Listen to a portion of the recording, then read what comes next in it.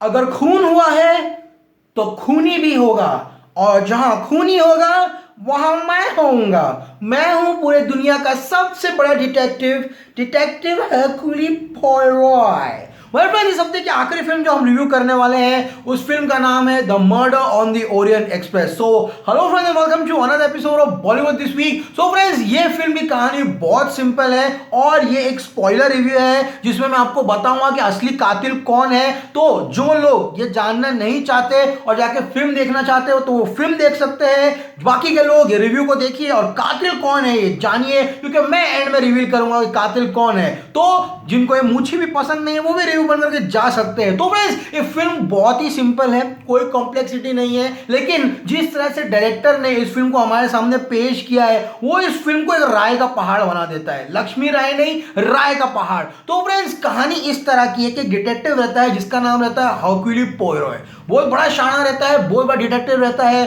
वो जा रहा रहता है लंदन कुछ काम करने के लिए और इसी के लिए वो बोर्ड करता है ये ट्रेन। ये ट्रेन एक लग्जरी ट्रेन है, यहाँ पे कैबिन्स है, सेपरेट कैबिन्स है और हर कैबिन में सब बिग शॉट लोग बैठे हैं। तो फ्रेंड्स, इस ट्रेन में है तो है कौन? इस ट्रेन में है द जॉनी डेप पर, पेनेलोपी क्रूज पर, और इस फिल्म में एक बुढ़िया है जो एंड में विग निकालती है, उसके साथ एक डॉक्टर। चार लोग हो गए। पांचवा कौन? पांचवा अपना डिटेक्टिव हरक्यूली पॉयरोट। और इस फिल्म में है इस ट्रेन का डायरेक्टर और जो ट्रेन का मालिक है और डायरेक्टर है वही इस फिल्म का डायरेक्टर नंबर 6। सातवीं है एक स्पाइडरमैन पिक्चर का villain. Yes friends, Spiderman picture में जो गॉर्डन था वो इस फिल्म में है। आठवां है एक बटलर जो हमेशा जॉन डेप के साथ रहता है। नौवां है जॉन डेप का secretary. Yes friends, John Depp, Johnny Depp जो भी बोल लो, उसका सेक्रेटरी। 10वां है वो दरबान जो हमेशा बाहर सिक्योरिटी बनकर रहता है। 11वां एक मुच्छी वाला आदमी है जो ऑटोमोबाइल बनाता है, काम करता है। और 12वां जो हमारी जेम्स बॉन्ड की बुड्ढी है। यस फ्रेंड्स, जेम्स बॉन्ड की पिक्चर में हमेशा जेम्स बॉन्ड की मालकिन बनी रहती है वो, और उसके साथ में एक औरत रहती है उसकी केयर टेकर जो उसके पैर दबाती है और 2 कुत्तों को संभालती है। तो फिल्म में है 12 पपलू टपलू, इंक्लूडिंग अपना हरक्यूली पॉयरोट जो है केस को सॉल्व करने वाला है। केस बहुत सिंपल है फ्रेंड्स, मैं अभी रिव्यू स्टार्ट करने वाला हूं, ध्यान से सुनिए। फिल्म की शुरुआत होती है फ्रेंड्स जेरूसलम में जो वेलिंग वॉल रहता है। 1934 की कहानी है।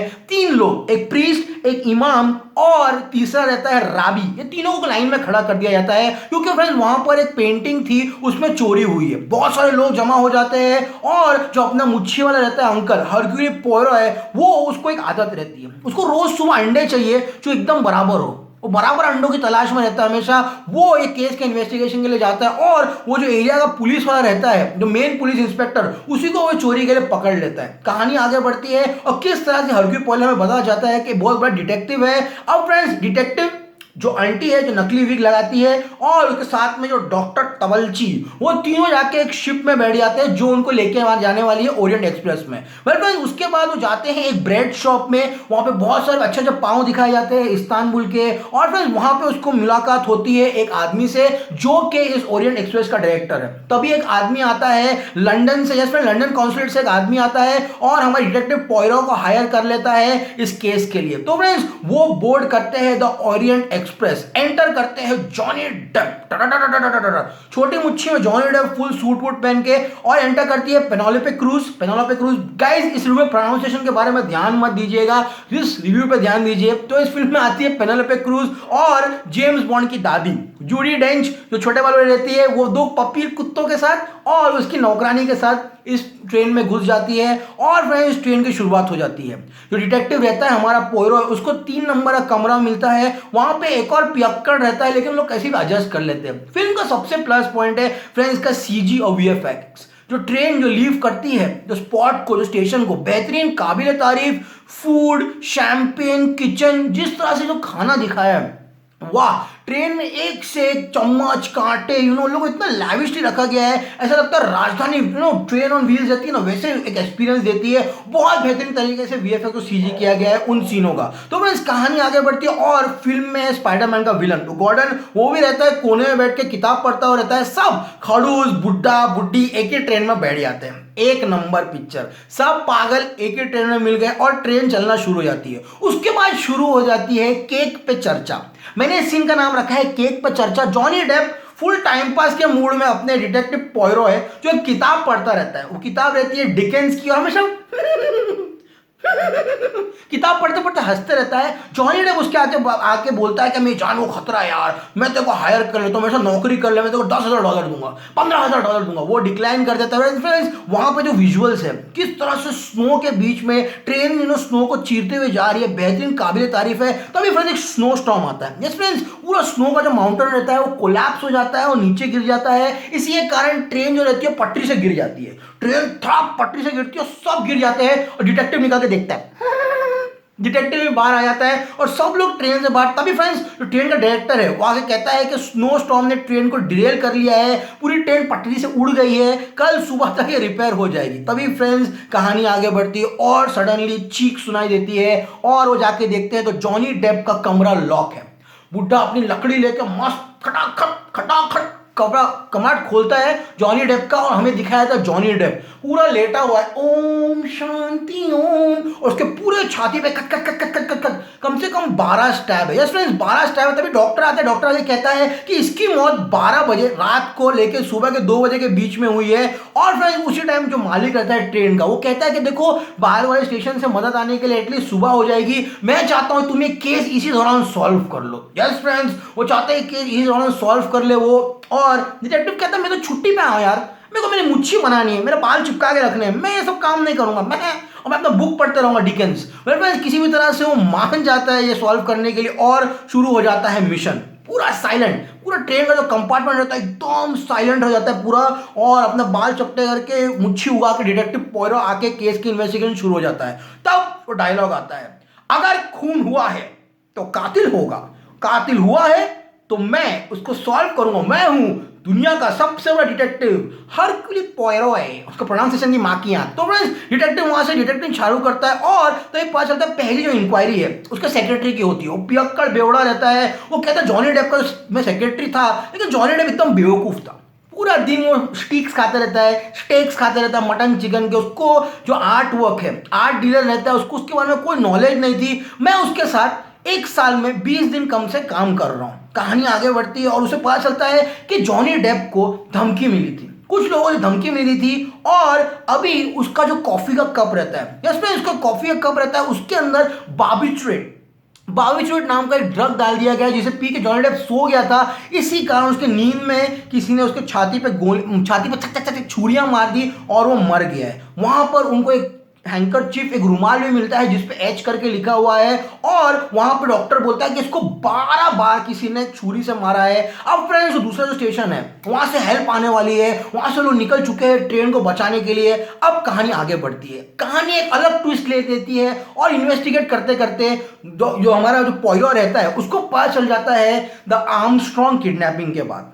यस फ्रेंड्स आर्मस्ट्रॉन्ग नाम का एक परिवार था जिसमें मेजर आर्मस्ट्रॉन्ग थे, उसकी छोटी सी एक बच्ची थी जिसको किडनैप कर लिया गया था कसाटी नाम के आदमी ने। यस फ्रेंड्स कसाटी नाम के आदमी ने उसको किडनैप किया था। लेकिन जो जॉनी डेप है इस फिल्म में उसका नाम है रैचे, लेकिन जो आदमी जिसने उसको किडनैप किया था और वसूली की रकम मिलने के बाद भी उस बच्ची को खून कर दिया था वो कैसेटी और कोई नहीं बल्कि जॉनी डेप ही था, रैचेट। उसी के कारण उसकी माँ जो थी, कह दो ना यू आर माय सोनिया, बोलोगे अभी ये गाना कहां से गा रहा है मेरे भाई। तो फ्रेंड्स जो लड़की थी उसकी माँ का नाम था सोनिया आर्मस्ट्रॉन्ग। यस फ्रेंड्स उसकी माँ का नाम था सोनिया आर्मस्ट्रॉन्ग, उसने भी आत्महत्या कर ली थी और जो काम वाली पकड़ी गई थी इस जुर्म में वो भी मर चुकी है और उसका बाप भी मर चुका है। तो बहुत बड़ा सदमा लगा था उस परिवार को और उसका सबसे बड़ा कारण था जॉनी डेप। तो फ्रेंड्स सस्पेक्ट नंबर 2 वो आंटी। यस फ्रेंड्स वो आंटी जो स्टार्टिंग में हमको दिखी थी डॉक्टर के साथ आई थी वो सस्पेक्ट है। सस्पेक्ट नंबर 3 बटलर जो जॉनी डेप के लिए कॉफी चाय लेके आता है और सडनली थिएटर की लाइटें खुल गई,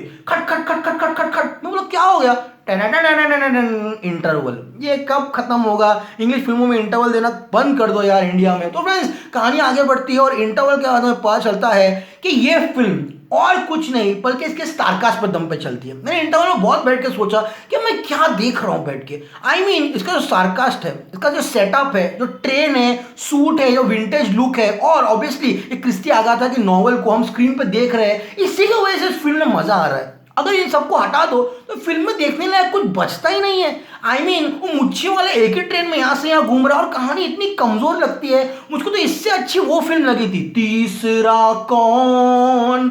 अगर आपको नहीं पता तीसरा कौन आनंद महादेवन की फिल्म थी, मिथुन चक्रवर्ती की, उसमें ट्रेन में जो मर्डर हुआ था ना, उसकी सस्पेंस इससे अच्छी थी पिक्चर की। बहरहाल वो सब छोड़ दो, उसको बाजू में रखो, कहानी आगे बढ़ती है फ्रेंड्स। अभी फिल्म इंटरेस्टिंग हो जाती है, लेकिन इंटरवल के बाद उन लोग जाते हैं पेनेलोपे क्रूज को इन्वेस्टिगेट करने के लिए, स्पाइडरमैन के विलन को और एक मुच्छी वाले अंकल को। पेनेलोपे क्रूज बोलती है उस रात को 11 बजे मैं गई थी जॉनी डेप के कमरे में, उसने मुझे बंदूक दिखा के भगा दिया। उसके बाद जो मुच्छे वाला आदमी रहता है बोलता है मैं तो ऑटोमोबाइल ओनर का मालिक हूं। बॉन्ड की बुड्ढी बोलती है मैं जानती थी सोनिया आर्मस्ट्रॉन्ग को और उसकी माँ को भी, जो लिंडा थी, बहुत बड़ी एक्ट्रेस थी वो, मैं उनके परिवार को जानती थी। और जो काम वाली रहती है बटलर, वो बोलती है उस रात को मैंने एक औरत को चाइनीज कपड़ा पहन के उस रूम से भागते हुए देखा, लाल कलर का। शक की सुई बढ़ जाती है, पूरे ट्रेन में चाइनीज कपड़ा ढूंढने लगते हैं, लेकिन वो कहीं नहीं मिलता। कहाँ जाके मिलता है तो पोयरो रहता है ना, उसी के बैग में वो लाल कपड़ा मिलता है। तो अभी फ्रेंड्स एक आदमी भागते हुए दिखाता, टक टक टक टक टक। ये नॉवल में सीन नहीं है, लेकिन इन लोगों ने दिखा दिया है, टक टक टक टक भागते रहता है और हमारा मुच्छी वाला टक टक टक टक टक टक फटाक गोली मारता है और गिर जाता है। उसको पकड़ के लेके सेक्रेटरी रहता है, जॉनी डेप का सेक्रेटरी। उसको बोलते तूने ही खून किया ना, क्यों भाग रहा था? बोलता है मेरे माँ बाप, मैंने खून नहीं किया, मैंने जॉनी डेप से बहुत पैसा चुराया था इसीलिए भाग रहा था, मुझे माफ करो। तो अभी डॉक्टर आता, इसने खून नहीं किया है, ये पूरी रात को मेरे साथ था। पूरा जोक, पूरी रात को मेरे साथ था, सिगरेट पी रहे थे हम लोग, दारू पी रहे थे। और फ्रेंड्स तभी बुढ़ा बोलता है चल डॉक्टर तू बहुत होशियारी दिखा रहा है, हम तेरा इन्वेस्टिगेशन करेंगे। तब डॉक्टर का इन्वेस्टिगेशन करते हैं और सडनली जो बुढ़ी रहती है विग पहनी हुई डॉक्टर के साथ, कुछ जाती है ओए माँ। तो जब सब भाग के देखते हैं तो बुढ़े को पीछे किसी ने छुरी मार दिया। यस फ्रेंड्स, बुढ़े को किसी ने पीछे छुरी मार दिया और उस रूम में फिर से सन्नाटा छा देता है और वो लोग इन्वेस्टिगेट करने जाते हैं golden bug. Yes friends, starting में दिखाया था हीरो को प्रेस वाले फोटो खींचते मारा मारी हुई, उसके बाद एक आइटम रहती है, उसके कमरे में पूरे बार्बिचुरेस की शीशियां रहती है। यस फ्रेंड्स, बार्बिचुरेस की शीशियां रहती है, वही ड्रग जो जॉनी डेप के कॉफी में मिलाया गया था, उनकी भी इन्वेस्टिगेशन होती है। तब पता चलता है जो आर्मस्ट्रॉन्ग परिवार मरा था उसकी बहन है ये लड़की गोल्डन बग। तो फ्रेंड्स वहां से कहानी आगे बढ़ती है, वो लोग धक्का मार देते हैं किसको, बुढ़ाऊ को, पोयरो का, निकल ऐसे, हमने खून नहीं किया, भाग जाए ऐसे। सस्पेक्ट नंबर 7 रहता है स्पाइडरमैन का विलन।